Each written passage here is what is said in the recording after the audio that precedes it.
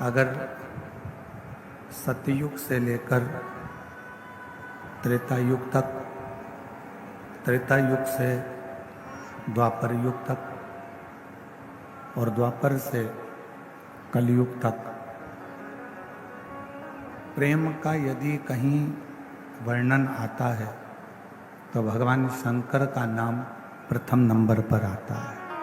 भगवान शिव का नाम प्रथम गिनती में आता है। प्रथम नंबर पर भगवान शिव का वर्णन आता है। और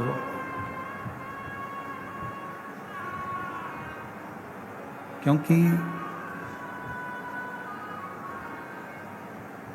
जितना प्रेम भगवान शिव देते हैं उतना ही प्रेम भगवान शिव अपने भक्त से लेते भी हैं।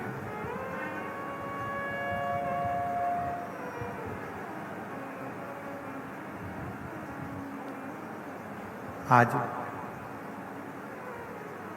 दोस्ती के लिए एक दिन बना दिया गया, फ्रेंडशिप डे।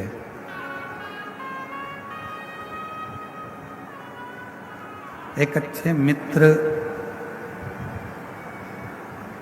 आपके चरित्र का निर्माण भी करता है और अच्छे मित्र का भी निर्माण करता है।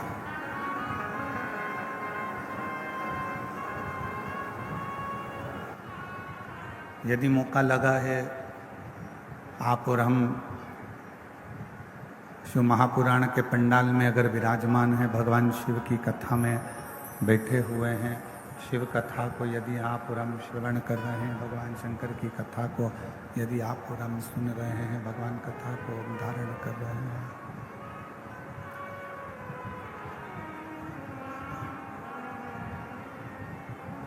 प्रेशर यहाँ प्रेशर खुलवाओ ना, प्रेशर नहीं है, बाहर का प्रेशर खोलो पब्लिक का। यदि इस पवित्र शिव महापुराण की कथा में, भगवान की पवित्र कथा के इस पंडाल में, इस प्रांगण में अगर आप और हम बैठे हुए हैं भगवान की विरल कथा को धारण करने के लिए, श्रवण करने के लिए, तो ये विचार कर कर बैठना कि शिव हमारे पिता भी हैं, शिव हमारे सखा भी हैं और शिव हमारे तारणहार भी हैं, जो हमें इस मृत्यु लोक से हैं, मृत्यु लोक से पार उतार सकते हैं। शंभु शंभु शंभु शंभु शंभु शंभु शंभु।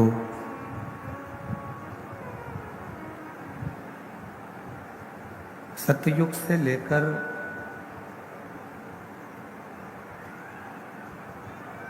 त्रेता तक, त्रेता से बाहर की आवाज खोलो पब्लिक की। सतयुग से त्रेता तक और त्रेता से द्वापर तक और द्वापर से कलयुग तक का, बाहर की आवाज खोलो ना जाके।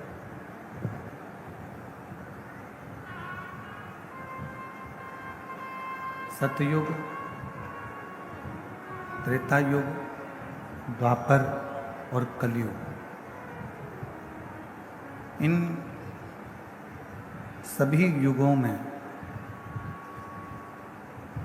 यदि प्रेम के भाव को कोई प्रकट करने वाला है, प्रेम के भाव को यदि कोई दर्शाने वाला है, तो वो मेरा देवाधिदेव महादेव। कितना प्रेम भगवान शिव जी ने माता सती से किया।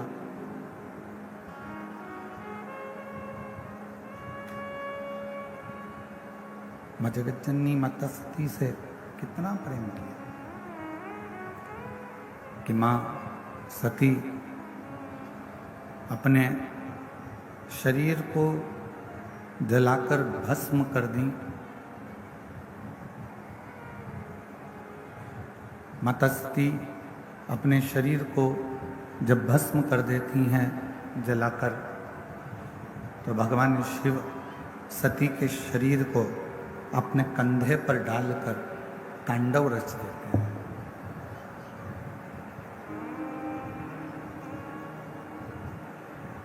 अब प्रेम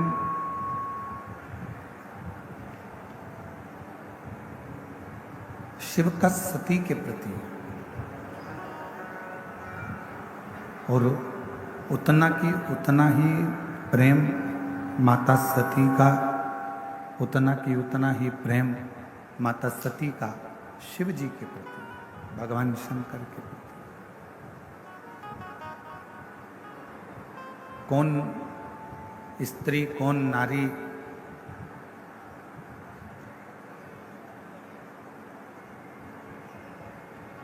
कौन सी स्त्री होगी जिसके आवाज खुलवाओ, ग्राउंड की आवाज नहीं खुली हुई है? कौन स्त्री ऐसी होंगी जो अपने पति का सम्मान नहीं हुआ, पति का आदर नहीं हुआ, पति का सत्कार नहीं हुआ और अपने पिता के घर में अपने प्राणों को त्याग देती है?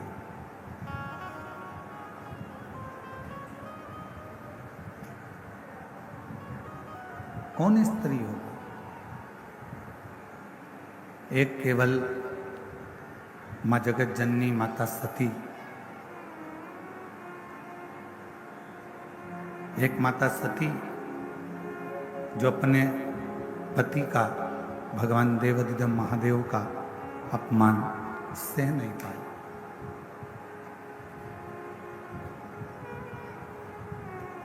और प्रेम जब बढ़ता है, प्रेम की जब सीमा अंत की ओर जाती है, उस समय पर जिससे आप प्रेम करते हो, जिससे आप स्नेह करते हो, उसका अपमान आप सह नहीं सकते, उसका अपमान आप सह नहीं पाते। और शंभु शरण मांगो घड़ी रे, दुख काटो दया करी, दर्शन आपो। शंभु शरण मांगो घड़ी रे घड़ी, दुख काटो दया करी, दर्शन आपो। शंभु शरण पड़ी मांगो घड़ी रे, दुख काटो दया करी, दर्शन आपो। जहाँ प्रेम पूर्ण विराम की ओर जब जाए, तो जिससे स्नेह होता है, जिससे प्रेम होता है, उसका अपमान सहन नहीं होता, उसका अपमान सहा नहीं जाता है।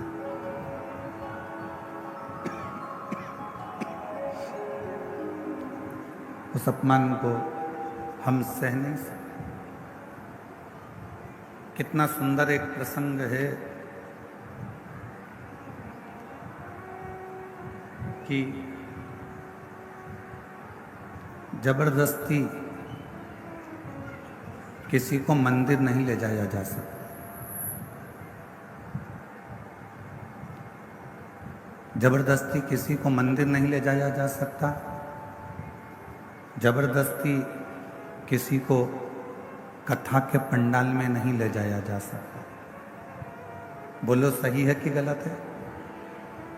आप किसी को बहुत प्रेशर दोगे कि नहीं तुमको मंदिर जाना ही पड़ेगा, मंदिर जाना ही पड़ेगा, मंदिर जाना ही पड़ेगा, ऐसा नहीं है कि वो मंदिर जाए।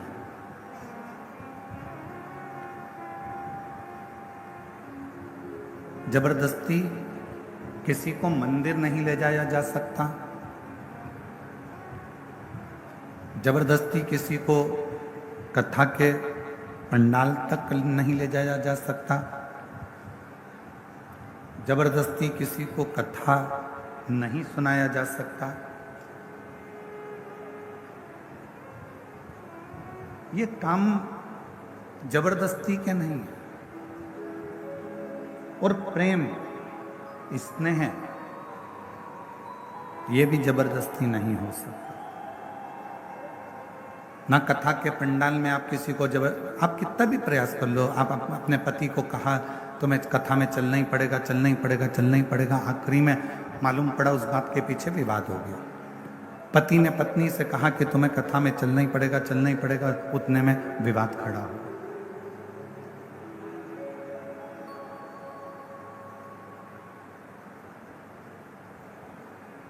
पत्नी ने पति से कहा कि तुम्हें मंदिर जाना ही पड़ेगा, मंदिर चलना ही पड़ेगा, मंदिर चलना ही पड़ेगा, मालूम पड़े विवाद खड़ा हो। तो जबरदस्ती ना कथा के पंडाल में पहुंच सकते हो, जबरदस्ती ना आप मंदिर पहुंच सकते हो, जबरदस्ती ना आप कथा सुन सकते हो। ये तो अपने भीतर की मस्ती होती है, ये तो अपने भीतर का एक आनंद होता है, अपने भीतर की एक अलमस्ती होती है। और उसी भीतर की मस्ती में, उसी ही भीतर की अलमस्ती में हम भगवान शिव का गुणगान कर बैठते हैं।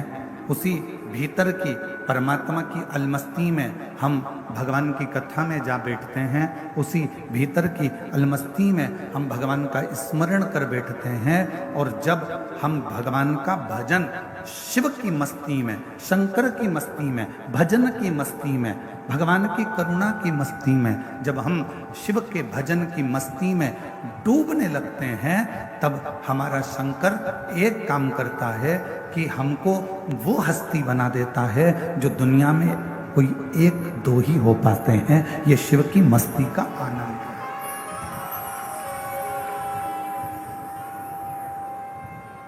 ये भगवान शंकर की अविरल मस्ती का आनंद है। और मैंने तेरे ही भरोसे बाबा, तेरे ही भरोसे हवा बिच उड़ती जावांगी बाबा, डोर हत्थों छड़ी नामे कटी जावांगी।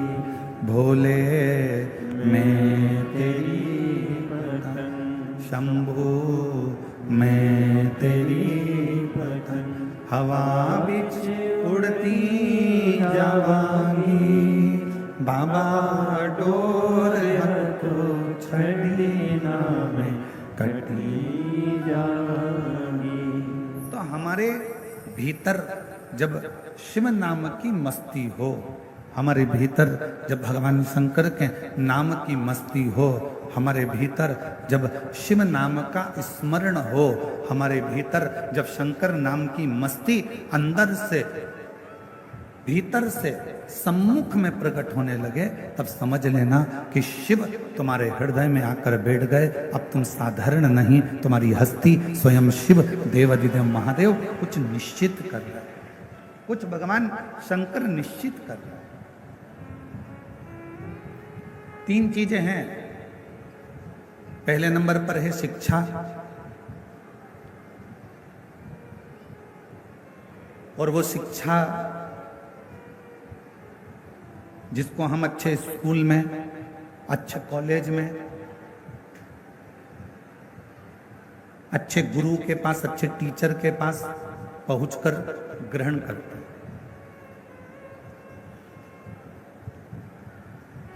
और वो शिक्षा हमको जीने का तरीका सिखाती है।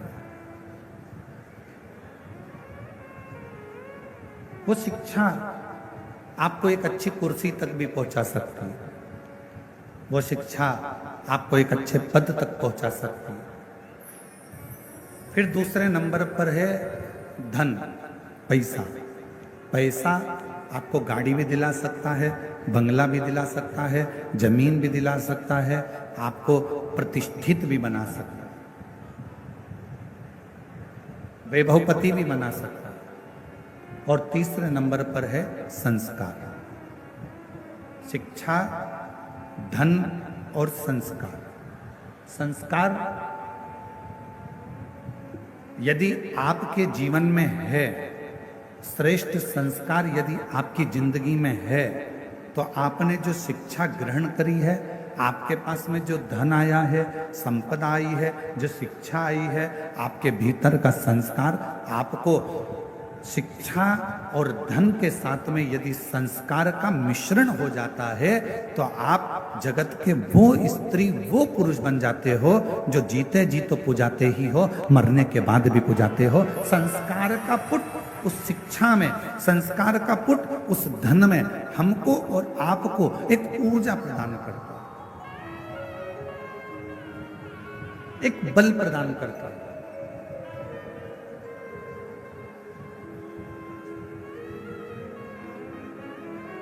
कल कथा में कहा था, और हम फिर निवेदन करेंगे आपसे, आपकी जिंदगी में एक बात हमेशा उतार कर रखना। किसी को आप 1 रुपये दान नहीं कर सकते, बिल्कुल मत करो। किसी को आप अठन्नी नहीं दे सकते, बिल्कुल मत दो। इस व्यासपीठ से हम कर रहे हैं, और एक बार नहीं, हम पहले भी कह चुके। आप किसी को अठन्नी मत दीजिए, 1 रुपया मत दीजिए। आप एक काम करो, अपने घर को, बच्चों को अच्छी शिक्षा दीजिए, और घर के बच्चों को शिक्षा अच्छी दे रहे हो तो फिर उसके साथ एक काम करो, अपने परिवार में कोई पढ़ने का, कोई विद्या अध्ययन करना चाहता है और उसके पास में पढ़ने के लिए पैसा नहीं है, तो उसकी पढ़ाई की, उसकी शिक्षा का पैसा आप दीजिए।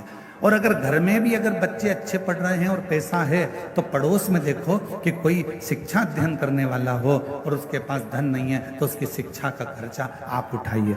और वो भी है तो फिर अपनी कॉलोनी में, अपनी सोसाइटी में, अपने एरिया में देखिए कि कोई बच्चा पढ़ने में कमजोर है और उसको पढ़ना है, उसके पास धन नहीं है, तो उसके शिक्षा का पैसा आपको देना चाहिए। एक शिक्षा और एक चिकित्सा,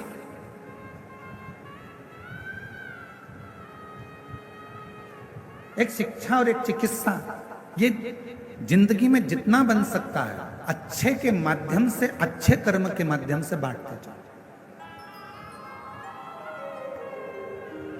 और मत बुरे कर्म कर बंदे, वरना पछताएगा। भगवान की आंखों से तू बच नहीं पाएगा, तू बच नहीं पाएगा। अरे ओ अज्ञानी मत कर नादानी, अरे ओ अज्ञानी मत कर नादानी। तेरे कर्म का फल भी तू ही पाएगा। जैसा किया तूने तेरे आगे आएगा। मत बुरे कर्म कर्म कर बंदे, वरना पछताएगा।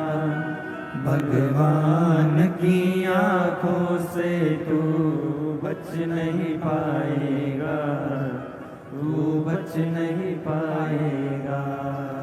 अरे ओ अज्ञानी मत कर नादानी, अरे ओ अज्ञानी मत कर नादानी। हमारे बीच में छत्तीसगढ़ शासन के श्री डीजीपी साहब श्री अरुण देव गौतम जी यहाँ पर विराजमान हैं। एक बार जोरदार ताली बजाकर उनका स्वागत वंदन। मैं चाहूँगा व्यासपीठ के पास में आप आएँ और पोथी पूजन करें। छत्तीसगढ़ शासन के डीजीपी साहब श्री अरुण देव गौतम जी, एक बार जोरदार ताली बजाकर उनका स्वागत वंदन। एक उच्च पद पर होने के बाद भी आपके संस्कार, उच्च पद पर होने के बाद भी एक माता पिता के जो संस्कार हैं वो बच्चों में झलकते हैं। और माननीय डीजीपी साहब के इस पंडाल में आना और शिव कथा में पहुंचना ये माता पिता के संस्कारों की ही परिपथा है। एक बार जोरदार ताली बजाकर उनको स्वागत वंदन अभिनंदन।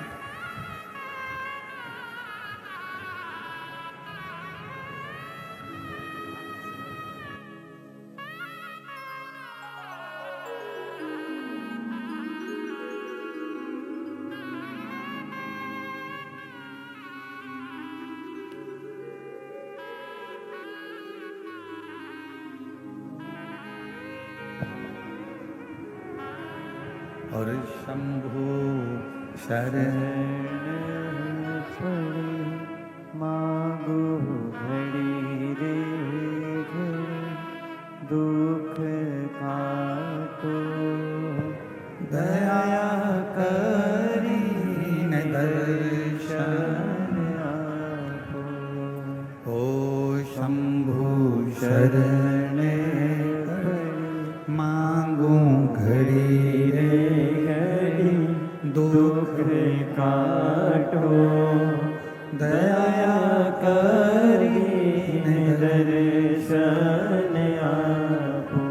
शिव तत्व कह रहा है, भगवान शंकर का पवित्र चरित्र कह रहा है, शिव महापुराण की कथा कर रहे हैं। एक है शिक्षा, दूसरे नंबर पर है धन।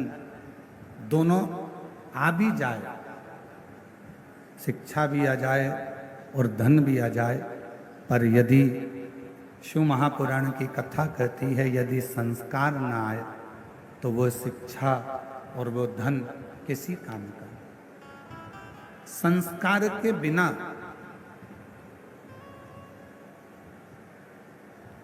आपका धन बेकार है। एक बात पूछें, जरा उत्तर दीजिएगा। जितनी मेरी जीजियां बैठी हैं, जितने मेरे जीजा बैठे हैं, सब उत्तर देना। पूरे घर में जितने कमरे हैं, तुम्हारे घर के अंदर जितने रूम हैं, जितने कमरे हैं, उन कमरों में, उन रूम में सबसे अच्छा रूम, सबसे भरा हुआ रूम, जिस रूम में सबसे ज्यादा आनंद आपको आता है रुकने में, बैठने में, बोलने में, वो रूम अगर होगा तो आपके घर की माँ का, आपके पिता का रूम होगा, जिसमें थोड़ी देर बैठोगे तो आनंद की अनुभूति होगी। अपने माता पिता का रूम, अपने माता पिता का कक्ष, अपने माता पिता का रूम। दिन भर की थकान हो, दिन भर की तकलीफ हो, थकान हो, कष्ट हो बहुत ज़्यादा, आप थोड़ी देर अपनी माता के कमरे में, अपने माँ के कक्ष में, थोड़ी देर अपने पिता के कक्ष में, जो घर के बुजुर्ग हैं उनके पास में 2 मिनट, 2 क्षण, 5-10 मिनट जाकर बैठ जाइए। और आप जब वहां पर जाकर बैठेंगे तो शिव महापुराण की कथा कहती है, आपको ऐसा लगेगा कि मेरे सिर पर किसी बुजुर्ग का हाथ है, मेरे सिर पर कोई बड़ा बैठा हुआ है और मैं इस कार्य को कर सकता।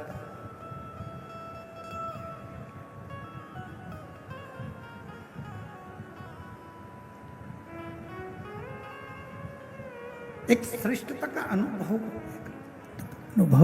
एक अच्छे का अनुभव आपको होगा। और जितना अपने माता पिता के कमरे में, अपने माता पिता के कक्ष में जाकर आपको जो आनंद की अनुभूति होगी, शिव महापुराण की कथा कहती है वही आनंद की अनुभूति आपको देवाधिदेव महादेव के देवालय में जाकर, शिवालय में जाकर एक लोटा जल चढ़ाकर प्राप्त होगी। वही की वही।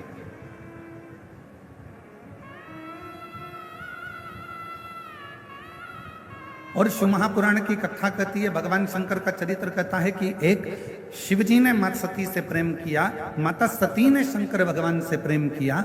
दोनों के प्रेम में एक सबसे बड़ा अंतर यह है कि माँ सती जब भगवान देव अधिदेव महादेव से स्नेह करी और सती माता का स्वयंवर दक्ष प्रजापति ने रखा और शिव जी को निमंत्रण ना देकर भगवान शंकर का एक मूर्ति पाषाण की दरवाजे पर खड़ी कर दी। और जो दरवाजे पर पाषाण की मूर्ति खड़ी करी, मां सती ने जैसे ही उस पाषाण की मूर्ति पर भगवान शंकर की मूरत पर जैसे ही माला पिनाई, माला पिनाते से ही भगवान शंकर उस पाषाण की मूर्ति से प्रकट हो जाते हैं, उस पाषाण की मूर्ति से सामने आ जाते हैं।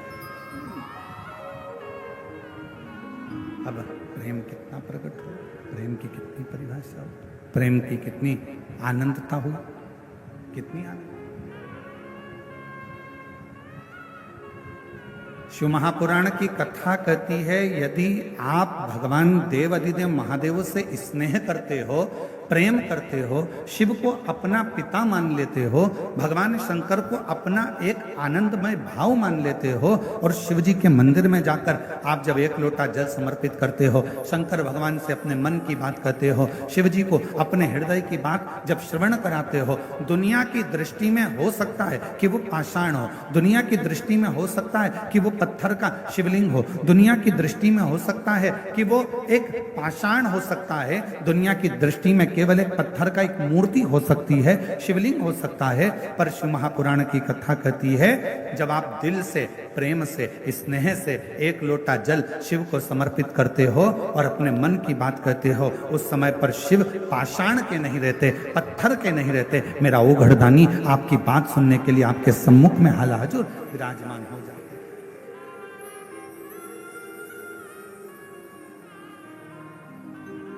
और मैंने तेरे ही प्रेशर खोलो, मैंने तेरे ही भरोसे हवा बिच उड़ती जावांगी, बाबा डोर तो छठी नाम कटी जावांगी, भोले मैं तेरी शंभू मैं तेरी हवा बिच उड़ती जावांगी, बाबा डोर तो छठी नाम कटी जावांगी। शिव सती के प्रेम की कथा कर रही, भगवान शंकर के स्नेह की कथा कर रही है।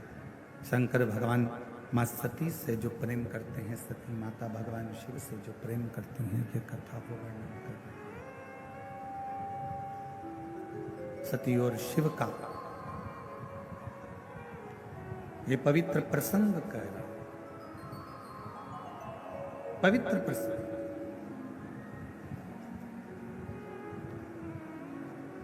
और एक बड़ी सुंदर चरित्र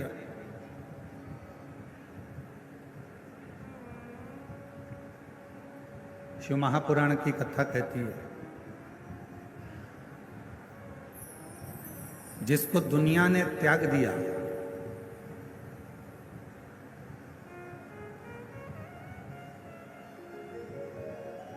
आपके घर में भोजन बनाने के लिए गांव में लकड़ी जलती है, गोबरी कंडा जलता है और उसकी राख तैयार हो जाती है।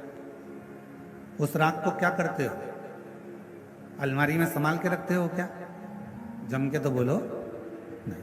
क्या करते हो? उसको फेंक देते हो या बर्तन मांजने में उसको थोड़ा सा रख।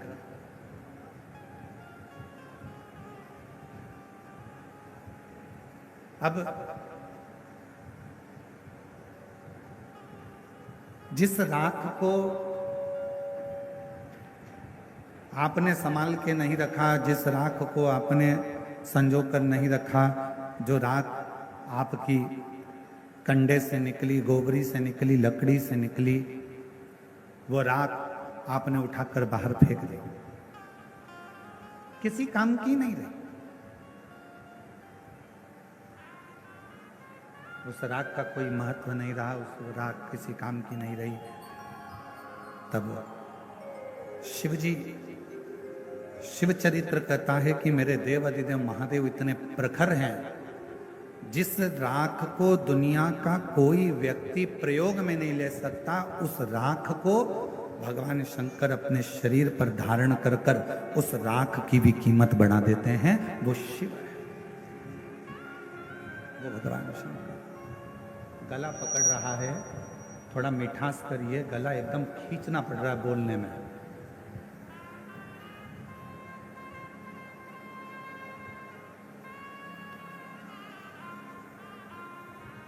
राख, जिस राख का कोई महत्व ही नहीं, जिस राख की कोई मूलता ही नहीं,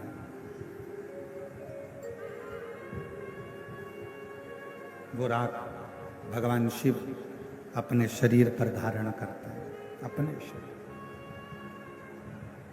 और चपटी भभूत में है खजाना कुबेर का। वो राग मेरे भगवान शंकर, वो राग मेरे शिव अपने शरीर पर धारण कर रहे हैं। और एक और प्रसंग ध्यान देना, राख तो शिव जी ने अपने शरीर पर धारण कर लिया। जो सर्प मंथन के समय पर निकला, जो सर्प मंथन के समय पर प्रयोग में लिया गया, प्रयोग में उस सर्प को लिया गया, उसका शरीर पूरा की पूरा घिस गया था, बीच बीच में वो शरीर पूरा रक्त से सराबोर हो गया था। वो सर्प अमृत देवताओं ने ले लिया और विष शिव जी के पास आ गया।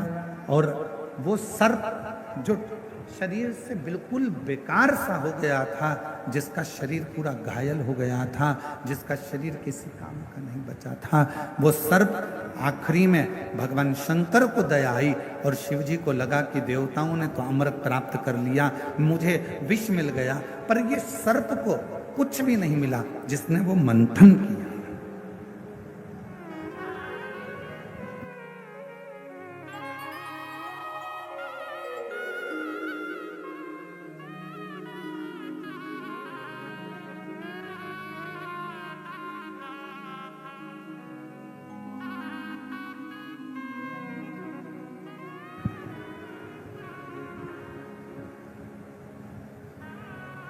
शिव जी ने वो सर्प को देखा कि उसका पूरा शरीर बेकार सा हो गया, पूरा शरीर।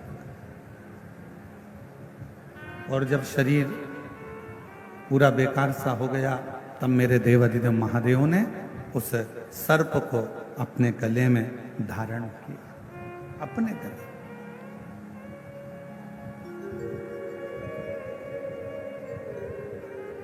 दुनिया जिसको त्याग दे, दुनिया जिसको छोड़ दे, लोग कहते हैं कि ये नकारा है, किसी काम का नहीं है, किसी काम का नहीं है, दुनिया जिसको नकार दे, दुनिया जिसको छोड़ दे, समझ लेना अगर वो किसी काम का नहीं है, जैसे धतूरा, जैसे कनेर का फूल, जैसे सर्प, जैसे राख,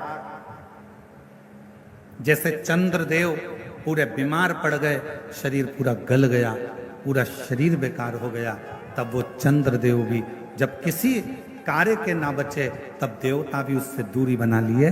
तब मेरे भगवान शंकर ने चंद्र को भी स्वीकार करा, राख को, भस्म को भी स्वीकार करा। तब मेरे भगवान शंकर ने सर्प को भी स्वीकार करा, और राख को, धतूरे को, कनेर को मेरे शंकर भगवान स्वीकार करते थे, स्वीकार करते थे, मेरे शंकर भगवान स्वीकार करते, मेरे शिव जी ने उसको स्वीकार कर लिया। ऐसे मेरे भगवान शंकर है, ऐसे मेरे भगवान शिव है। और ये शिव, ये शंकर, ये उघड़दानी, ये त्रिकालदर्शी, ये कैलाशी, ये अविनाशी। और मैंने तेरे ही भरोसे, मैंने तेरे ही भरोसे हवा बीच उड़ती जावांगी, बाबा डोर हत्तो छड़ी नामे कटी जावांगी, भोले मैं तेरी पतंग। जो किसी काम का नहीं हो, जो किसी कार्य का नहीं हो, जो किसी कार्य का नहीं हो, किसी काम का नहीं हो, वो मेरे शिव के काम का, मेरे शक्ति।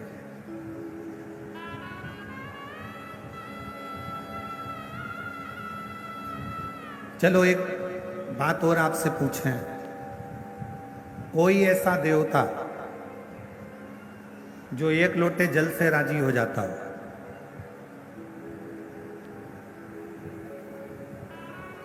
तैतीस कोटि देवता में केवल एक देव अधिदेव महादेव ऐसे हैं जो एक लोटा जल चढ़ाते से ही प्रसन्न हो जाते।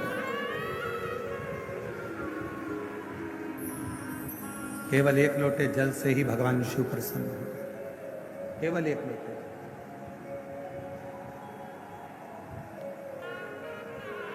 बोलबम का नारा है, जरा जम के बोलो, बोलबम का नारा है,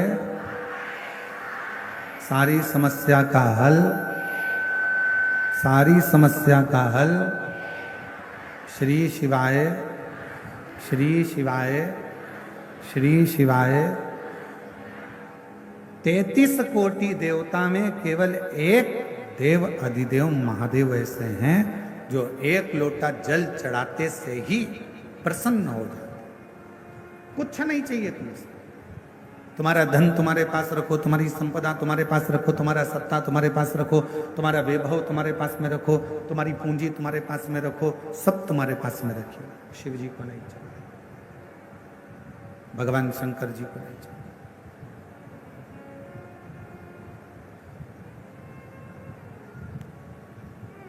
एक प्रसंग, उस प्रसंग में भगवान दक्ष प्रजापति की बेटियां, जिनका विवाह चंद्रदेव के साथ में हुआ था, वो सारी की सारी 27 कन्या रोती रोती दक्ष प्रजापति के पास पहुंच गई।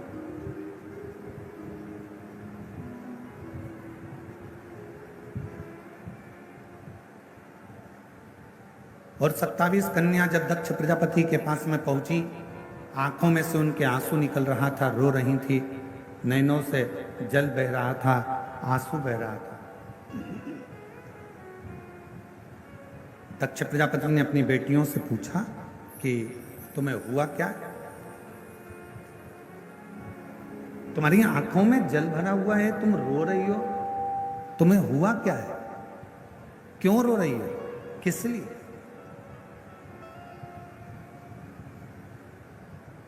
दक्ष प्रजापति की बेटियों ने अपने पिता के गले लगा और गले लगकर दक्ष प्रजापति की बेटियां रोती हुई बोली, पिताजी, हमारे स्वामी जिनके साथ में आपने हमारा विवाह करा है, जिनके साथ हमें परणाया है, हमारी शादी करी है, हमारा विवाह करा है, वो चंद्रदेव केवल एक रोहिणी से प्रेम करते हैं, बाकी का हमसे कोई प्रेम नहीं।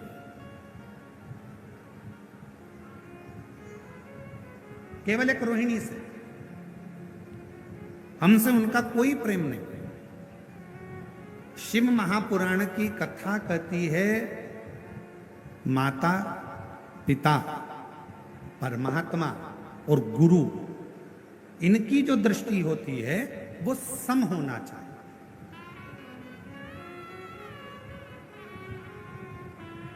घर की बूढ़ी मां, जितनी बुजुर्ग माताएं बैठी हैं, इनसे निवेदन है, तुम्हारे मुंह से कभी मत कहना कि बड़ी बहू अच्छी कि छोटी बहू अच्छी। बुढ़ापा आते आते गेंद किसी भी पाले में जा सकती है और कोई सी भी बहू से पाला पड़ सकता है, कोई सी भी बहू से काम पड़ सकता है।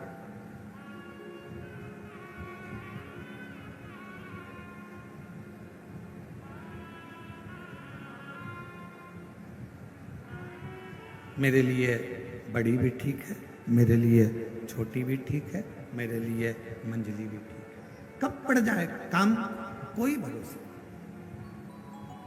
कभी मत कहो कि मेरे लिए बड़ी अच्छी है कि छोटी अच्छी है। भले तुम्हें बड़ी बहू रही हो, भोजन करा रही हो, तुम्हारा पूरा काम कर रही हो, फिर भी मत बोलो कि मेरे लिए बड़ी अच्छी है कि छोटी अच्छी, मेरे लिए सब अच्छी हैं। समय आएगा तब देखा जाएगा, समय आएगा तब देखा जाएगा, समय आएगा तब देखा जाएगा, तब देखिए।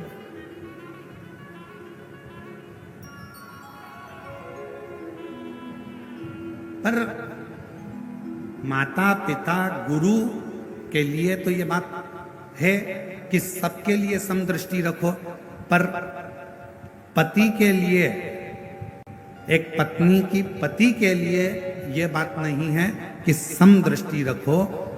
पत्नी का जो पति है उसके लिए एक ही बात कही कि अपनी अर्धांगिनी, जिससे तुमने 7 भांवर ली है, जिसके साथ तुम्हारा हथलेवा हुआ है, जिसके साथ तुम विवाह करे हो, उसके प्रति समदृष्टि नहीं, उसके प्रति तुम्हारी पूर्ण दृष्टि होना चाहिए, उसमें तुम्हारा स्नेह होना चाहिए, पूर्ण दृष्टि,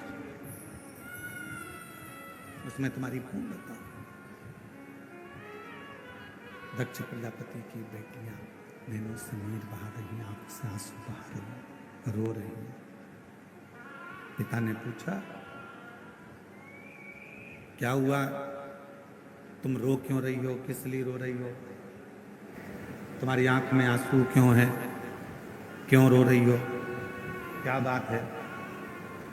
कहा, चंद्रदेव हमारे ऊपर ध्यान नहीं देते। दक्ष प्रजापति ने उसी समय पर एक पत्र लिखा, चंद्रदेव के पास निमंत्रण भेजा। एक अच्छा ससुर, एक अच्छी सास अपनी बेटी को भी समझाती है और अपने दामाद को भी समझाती है। पर एक आज का जमाना बड़ा विचित्र है। आज के जमाने में बेटियों को कह दिया जाता है कि बेटा जितना बने उतना काम करना, वरना अपने कमरे में जाकर बैठ जाना।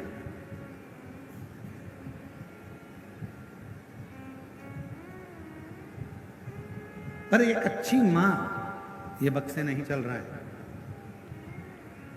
एक अच्छी मां, ये चल रहे हैं। एक अच्छी मां और एक अच्छा पिता जब अपनी बेटी के या दामाद के पास में जब कोई बात होती है, या कोई प्रसंग होता है, या कोई विवाद हो जाता है, या कोई लड़ाई हो जाती है, तो सास ससुर अपनी बेटी और दामाद दोनों को समझाते हैं, दोनों को समझाते।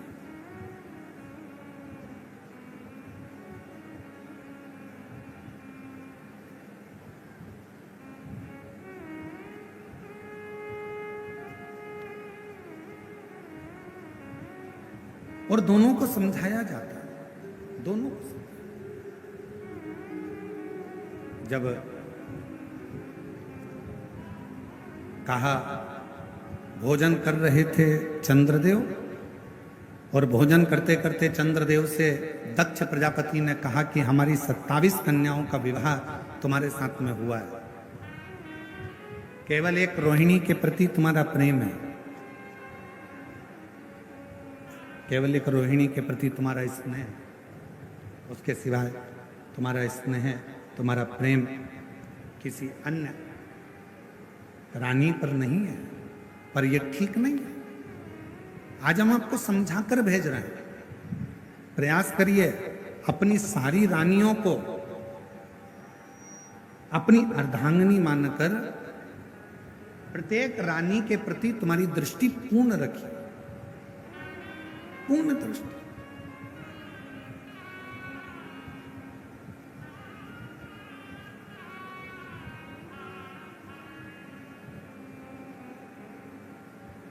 कहा, ठीक है, जो गलती हुई है उसे मैं क्षमा चाहता हूं। और शिव महापुराण की कथा कहती है, भगवान शंकर का चरित्र कहता है, शिव तत्व कहता है, परिवार वाले रूठे चल जाएगा, चलेगा,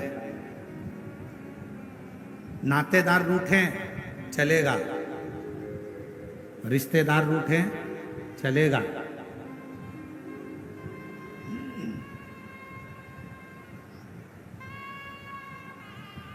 किस्मत रूठे, शिव महापुराण की कथा ये भी कहती है, नातेदार रूठ रहे हैं, रिश्तेदार रूठ रहे हैं, कुटुंबी रूठ रहे हैं, परिवार वाले रूठ रहे हैं, सब रूठे चलेगा, किस्मत भी रूठे चलेगा।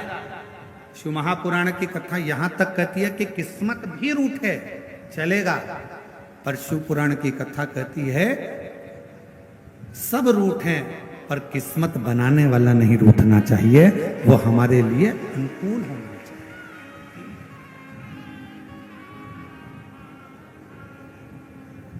परिवार रूठेगा चलेगा, नातेदार रूठेंगे चलेगा, रिश्तेदार रूठेंगे चलेगा, शंभु शंभु शंभु शंभु, नातेदार रूठेंगे चलेगा, रिश्तेदार रूठेंगे चलेगा, कुटुंब वाले चलेगा, शंभु शंभु। रिश्तेदार, नातेदार, कुटुंबी, कबीले वाले कोई भी रूठेगा चलेगा, यहां तक कि किस्मत रूठेगी वो भी चलेगी, पर शिव महापुराण की कथा कहती है कि किस्मत बनाने वाला नहीं रूठना चाहिए। जिसने हमारा भाग्य बनाया, जिसने हमारी किस्मत बनाई, जिसने हमारा भाग्य बनाया वो ना। और संगी रूठे, साथी रूठे, रूठे जग सारा, पर एक नहीं रूठे भोलेनाथ जी हमारा। कि संगी रूठे, साथी रूठे, रूठे जग सारा, पर एक नहीं रूठे भोलेनाथ जी हमारा। एक नहीं रूठना। परिवार रूठ जाएगा चले जाएगा, कुटुंब रूठ जाएंगे चले जाएगा, नातेदार रूठ जाएंगे चले जाएगा, रिश्तेदार रूठेंगे चलेगा, यहां तक किस्मत भी रूठेगी ना तो चलेगा, पर किस्मत बनाने वाला नहीं रूठना चाहिए। जिसने हमारा भाग्य बनाया, जिसने हमारी किस्मत बनाई वो ना रूठे।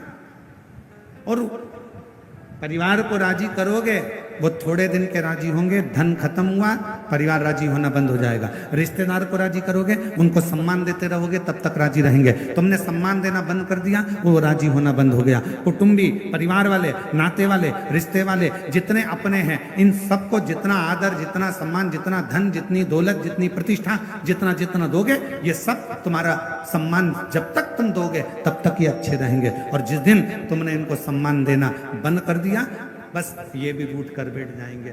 ध्यान देना, किस्मत भी रूठे ना तो चलेगा, पर वो परमात्मा जिसने हमारा भाग्य बनाया, वो परमात्मा जिसने किस्मत बनाई, वो परमात्मा जिसने हमारा भाग्य बनाया, वो परमात्मा जिसने हमारी किस्मत बनाई, वो ना रूठे, उसको नहीं रूठना चाहिए।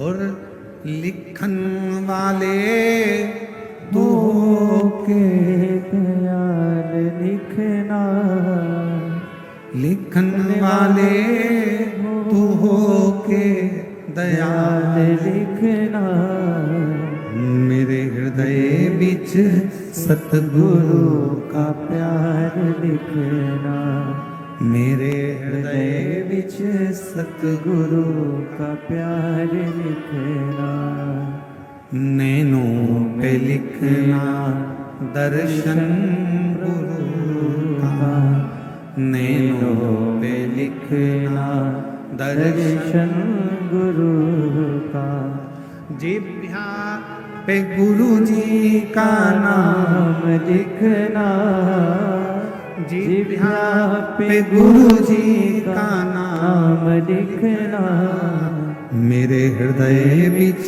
सतगुरु का प्यार लिखना, मेरे हृदय बिच सतगुरु का प्यार लिखना।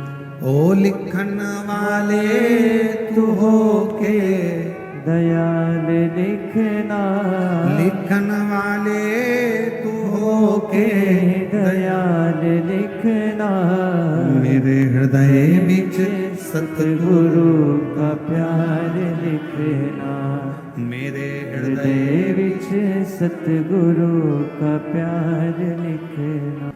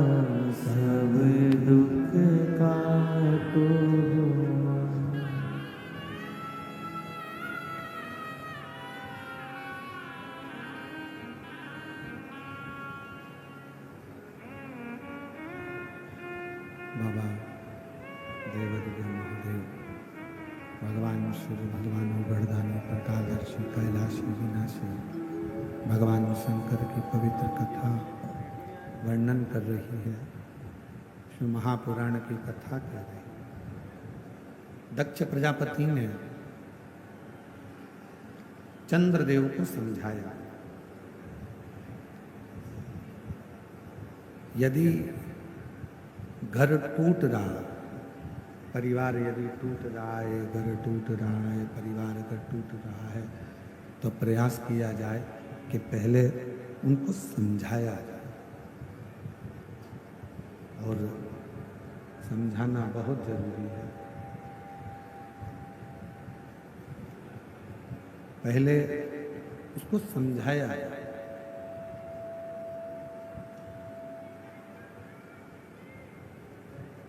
एलईडी चालू करवा दीजिए।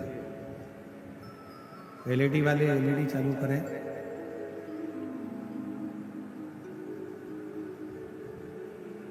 पहले समझाया जाए और भगवान देवादिदेव महादेव भगवान शंकर की कथा कर रहे हैं। एलईडी सिस्टम वाले एलईडी चालू करें सब जगह की। शिव कथा कर रहे हैं। आवाज नहीं आ रही, आवाज।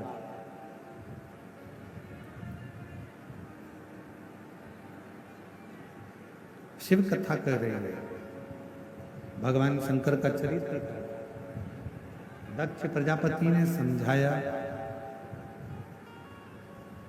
चंद्रदेव पहले तो राजी हो गए, फिर चंद्रदेव वापिस।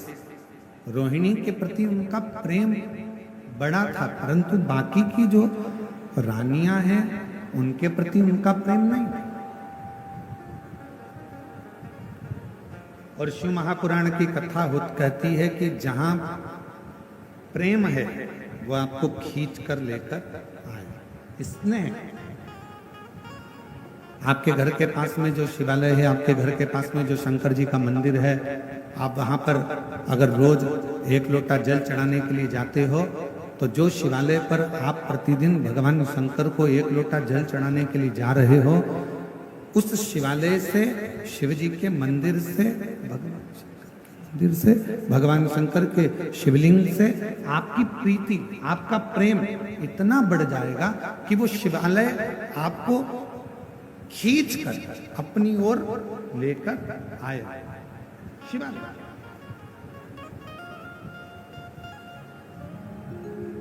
और मैं छत्तीसगढ़ शासन के माननीय मुख्यमंत्री जी श्री विष्णुदेव जी सहाय जी की धर्मपत्नी श्रीमती कौशल्या देवी जी सहाय जी बैठी हैं। हम इनके शिव भक्ति को और इनके भगवान शंकर की आराधना को मैं नमन करता हूं। श्रावण के महीने में आपने लाखों पार्थिव शिवलिंग का निर्माण करा और साथ में बैठकर पूजन भी करी और पूरे देशवासियों को यह प्रेरणा दी कि आप कितने भी ऊंचे औहदे पर बैठ जाओ पर अपने संस्कारों को नहीं भूलना चाहिए। एक बार जोरदार ताली बजाकर उनका साथ होगा। उनका अपने संस्कारों को मत भूल। मैं दीदी को बहुत बहुत साधुवाद देता हूं उसके लिए। शिव तत्व इसी को कहता, पहले समझाओ। शंकर के प्रति प्रेम होगा, शिव के प्रति प्रेम होगा, कहां से लेके आए हो? शिव के प्रति प्रेम होगा, स्नेह होगा, शिव आपको खींच कर लेते हैं। चंद्रदेव को समझाया गया, चंद्रदेव को समझाया, चंद्रदेव राजी हो गए, फिर पुनः वैसे हो गए। अब की बार चंद्रदेव को बुलाया गया और दक्ष प्रजापति ने क्रोध में आकर श्राप दे दिया चंद्रदेव। हे चंद्रदेव, मेरी बेटियां तुमसे विवाही हैं, पर तुमने मेरी एक बेटी पर प्रेम रखा और बाकी की बेटियों को स्नेह नहीं दिया। मैं तुम्हें श्राप देता हूं कि तुम्हारा काया का रोग होगा और तुम्हारा शरीर, तुम्हारा पूरा शरीर गल गल कर नीचे गिरेगा। चंद्र को काया का रोग लगा और जब चंद्र को काया का रोग लगा, चंद्रदेव की आंख में आंसू भर गए और रोने लगे। शिव महापुराण की कथा कहती है, जिंदगी में एक बात अपने अंदर उतार कर रखना, यदि शरीर में कोई रोग लग गया है, शरीर में कोई कष्ट आ गया है, शरीर में कोई बीमारी आ गई है, तो रो मत। पहले जाओ डॉक्टर के पास, अपने प्राथमिक चिकित्सा केंद्र में, फिर बड़े हॉस्पिटल में, फिर उससे बड़े हॉस्पिटल में, अच्छे अच्छे डॉक्टर के पास जाइए, उनका इलाज करवाइए, वो जो दवाइयां दें, जांचें कराएं, वो सारी जांचें भी करें। और डॉक्टर को शिव का एक रूप मानकर, डॉक्टर को भगवान शंकर का एक रूप मानकर, उनकी बात को मानते हुए जो डॉक्टर दवाई दे, जो डॉक्टर जांचे बोले, वैसा वैसा क्रम करवाइए।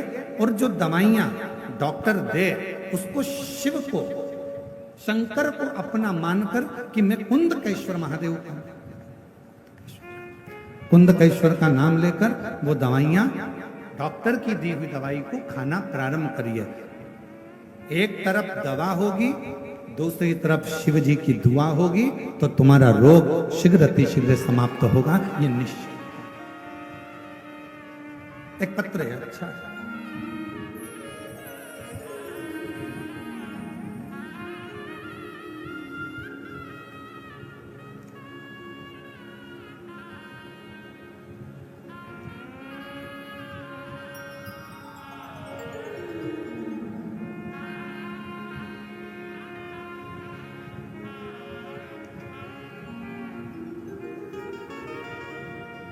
मेरा नाम सोवर्षा शिवाजी सावरकर है।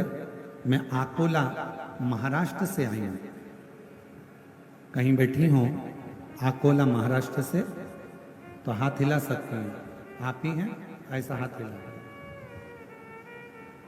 वापिस एक बार हाथ हिलाइए, वापिस हाथ हिला दो। माँ एक बार हाथ हिलाइए वापिस वहीं से।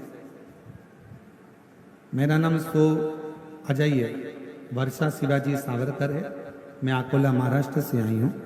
गुरुजी, आपकी कथा 5 साल से सुन रही हूँ। एलईडी पर पत्र को पढ़ सकते हो, दिख रहा है एलईडी पर पत्र को पढ़ सकते हो, आस्था चैनल पर पत्र पढ़ सकते हो।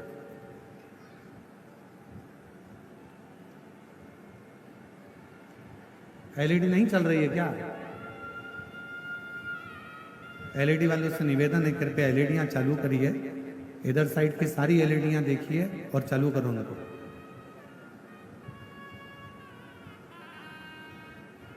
मेरा नाम सो वर्षा शिवाजी सावरकर है। मैं अकोला महाराष्ट्र से आई हूँ। आपकी कथा 5 सालों से सुन रही हूँ। आपकी कथा सुनकर ही मैंने शिवजी के मंदिर जाना चालू करा और वहां जाके मंदिर की सेवा करते हूँ। गुरुजी, मुझे 2 बच्चे हैं। मेरी एक ही इच्छा थी कि मेरे दोनों बच्चों को सरकारी नौकरी लग जाए। मैं पूरी श्रद्धा से शिवजी के मंदिर जाती, पूजा करती और सेवा करती, पर आजकल सरकारी नौकरी लगना बहुत कठिन है और मैं शिवजी से दोनों बच्चों की सरकारी नौकरी लग जाए यही मांगती। मेरे बच्चे भी बहुत पढ़ाई करते, पर मेरा बड़ा बेटा, उसका 1 या 2 मार्क से सिलेक्शन नहीं हो पाता। फिर मैंने पशुपतिनाथ का व्रत किया।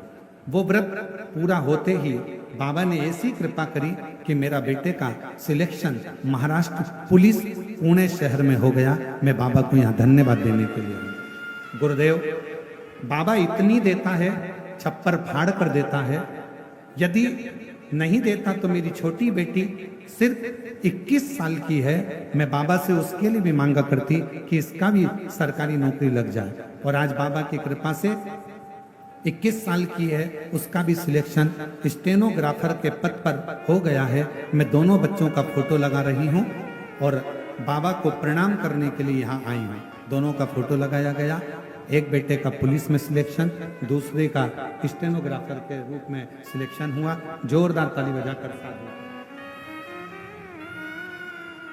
एक पत्र और बड़ा सुंदर है।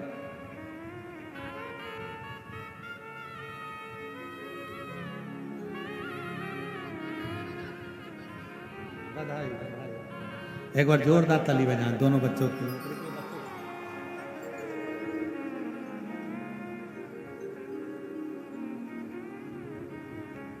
मेरा नाम मंजू सिंह, पति का नाम हेमंत सिंह है।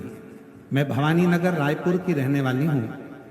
कहीं बैठी हो तो हाथ हिला सकती हूँ। भवानी नगर रायपुर। मेरा नाम मंजू सिंह, पति का नाम हेमंत सिंह है। मैं भवानी नगर रायपुर की रहने वाली हूँ। भोले बाबा की कृपा का मैं क्या गुणगान करूं। मेरा बड़ा बेटा 2016 से सीए की तैयारी कर रहा था। 2022 तक भी उसने सभी एग्जाम दिए, पर पढ़ता भी था, पर अधिक पढ़ाई का दबाव के कारण वो हिम्मत हार चुका था। बाबा, हम रायपुर की कथा में बैठे थे। घर से मेरे बेटे ने फोन किया और कहा, अब मुझसे नहीं होगा, मैं पेपर देने नहीं जाऊंगा, मैं पढ़ नहीं पा रहा हूं। हमने उससे समझाया कि बाबा के भरोसे रख। बेटे ने रोज मंदिर जाना शुरू किया। शिवरात्रि का उपवास रखा, घर में शिवलिंग बनाकर अभिषेक किया। बाबा, हम सीहोर भी आए थे, वहां कंकर शंकर की पूजन कर बेटे ने अपनी मेहनत चौगुनी की। परीक्षा वाले दिन गन्ने के रस वाला प्रयोग और बेलपत्र पर शहद मिलाकर बाबा को चढ़ाया। प्रदोष और शिवरात्रि में शमी के पत्ते वाला प्रयोग किया। बाबा, जिस परीक्षा को देने से मेरा बेटा हिम्मत हार गया था, उसी परीक्षा को पास कर 2024 में मेरा बेटा सीए बन गया। मैं बाबा को यहाँ प्रणाम करने आई हूँ।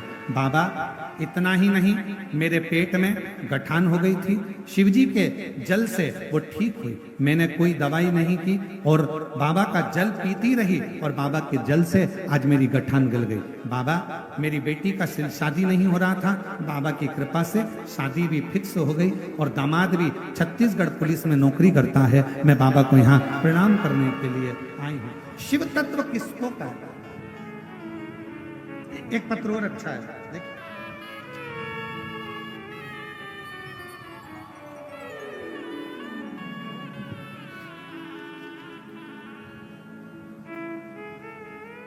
और तेरी कृपा का क्या ही भरोसा, कब किस पर हो जाए, जरा सी हम पर कर दो, जरा सी हम पर। मेरा नाम सीमा सोनी है। मैं जिला जांजगीर चांपा शिवरी नारायण से आई हूँ। गुरुजी, मेरा बेटा बचपन से ना बोलता था ना चल पाता था। डॉक्टर के हिसाब से उसको बधिर की गिनती में लिया गया था। कहीं बैठी हो तो हाथ हिला सकती हैं, कहीं बैठी हो तो हाथ हिला सकती हैं, और अगर बच्चा आया हो तो उसको साथ लेकर आ सकती हैं। अगर बच्चा आया हो, मेरा बेटा ना बोल सकता था न चल सकता था, पलंग पर पड़ा रहता था। केवल उसकी उम्र पर उम्र निकलती गई। बचपन में ही डॉक्टर ने कह दिया था कि ना ये कभी बोल पाएगा ना कभी चल पाएगा। उसकी उम्र निकलते निकलते कई साल हो गए। बाबा, फिर पहली बार 2022 में आपकी कथा सुनी। कथा सुनकर 2022 में फिर मैं सीहोर गई, वहां से रुद्राक्ष लेकर आई, उसको गलाकर शिवजी को चढ़ाकर अपने बेटे को देना प्रारंभ करा। और आज बाबा ने ऐसी कृपा करी गुरुदेव, मेरा बेटा कभी पलंग से नहीं उठता था। बाबा की कृपा से, रुद्राक्ष के जल से, सीहोर कुबरेश्वर बाबा के कंकर शंकर से आज मेरा बेटा चलता भी है और बोलता भी है। मैं बाबा को प्रणाम करने के लिए आई हूँ, मैं बाबा को नमन करने के लिए आई हूँ।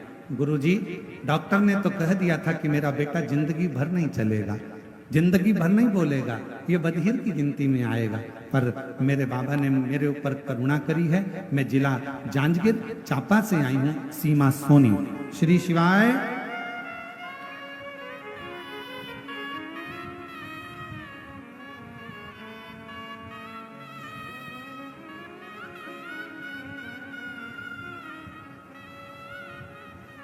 और महादेव नमन चरणों में स्वीकार कीजिए, सबका किया है मेरा भी उद्धार कीजिए, उद्धार कीजिए।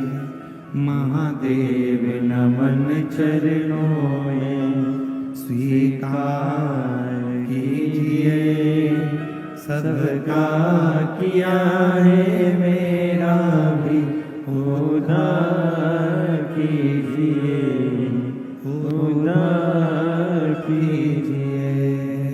है त्रिपुंडधारी, सब बोलो, है त्रिशूलधारी, है त्रिपुंडधारी, हे त्रिशूलधारी। शरणों में तेरे बाबा जी, पावन है चारों धाम। चरणों में तेरे बाबा जी, पावन है चारों धाम।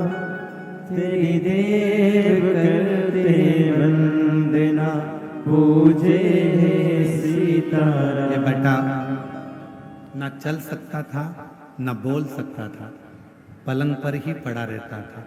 जन्म लिया जब से 2022 तक पलंग पर रहा, और शिव जी की कृपा से आज चल भी रहा है। और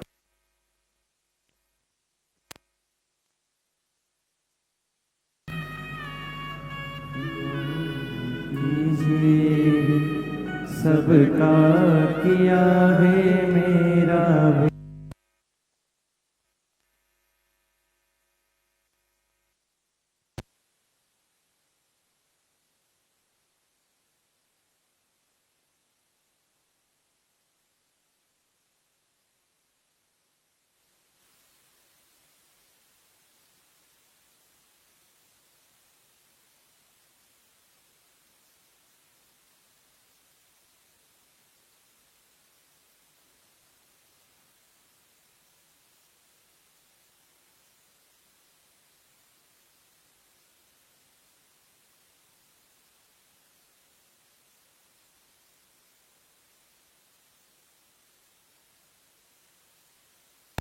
भी हो जाए कामना तेरे दरबार से। हे बाबा, तेरे दरवाजे में आकर बैठा हूं, तेरे द्वार पर आकर बैठा हूं, मेरे शिव, मेरे ओघड़ी, मेरे शंभु, मेरे शंकर, तू इतनी कृपा कर दे कि मेरी मन की जिस जिस कामना से, आज लाखों की भीड़ है, ऐसा कोई पंडाल नहीं जिसमें पांव रखने की जगह हो, रोडों पर जगह नहीं है, ग्राउंड में जगह नहीं है। जयंती स्टेडियम के भिलाई का यह प्रांगण बता रहा है कि आपके भीतर शंकर के प्रति भरोसा और विश्वास कितना है। ये भरोसा और विश्वास बता।